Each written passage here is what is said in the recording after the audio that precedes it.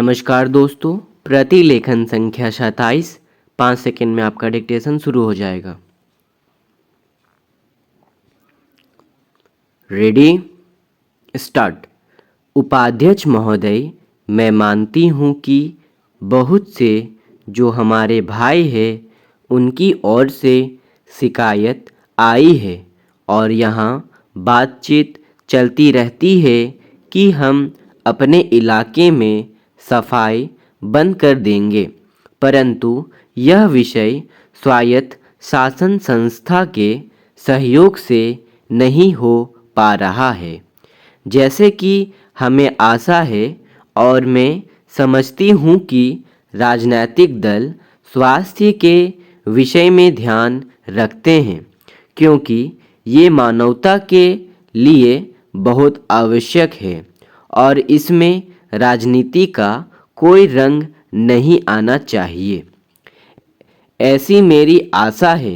मैं अनुरोध करूंगी कि सदस्यों की जो समस्या है उनको ध्यान में रखते हुए दिल्ली प्रशासन कोई ऐसी नीति अपनाने की कोशिश करे जिससे नगर निगम का यदि कोई काम हो तो उस विषय में हमारा नगर निगम से एक सहयोगपूर्ण वातावरण पैदा हो, मगर इस वातावरण में राजनीति ना आने पाए।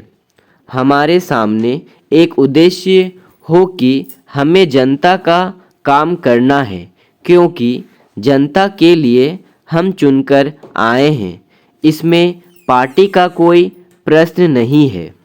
दूसरी बात, मैं यह कहना चाहती हूँ कि अनाथ बच्चों के लिए जो इस बजट में प्रावधान किया गया है कि उनके लिए केंद्र बनाए जाएंगे, तो मैं समझती हूँ कि इन केंद्रों के साथ साथ बेसहारा महिलाओं के लिए जो कि समाज से तिरस्कृत है, ऐसी महिलाओं के लिए जगह जगह इस प्रकार के केंद्र खुलने चाहिए जहां उन्हें रोजगार सिखाया जाए और साथ ही साथ आर्थिक रूप से स्वतंत्र बनाने की तरफ भी प्रयत्न किया जाए। इस विषय में मेरा एक सुझाव है कि जो बच्चे अनाथ हैं, जो बेसहारा महिलाएं हैं, उनकी तरफ हमारी पूरी कोशिश होनी चाहिए कि जो अनाथ बच्चे हैं, जो समाज से तिरस्कृत है, जिनको अवहेलना की दृष्टि से देखा जाता है, उनके लिए केंद्र बनाए जाए और उन केंद्रों में वह अधिकारी रखे जाएं जिनके संरक्षण में वह कार्य सीखें, पढ़ें, लिखें। यदि इसमें बाहर के सदस्य हो तो वे ऐसे होने चाहिए जिनका जीवन सरकारी सेवा में ही बीता हो। ऐसे योग्य लोगों से सहायता लीजिए।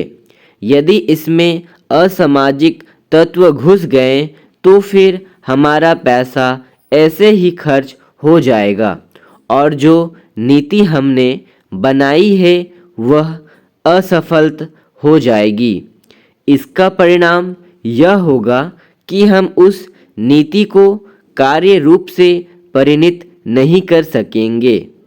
इस बात पर कोई मतभेद नहीं है। स्टॉप।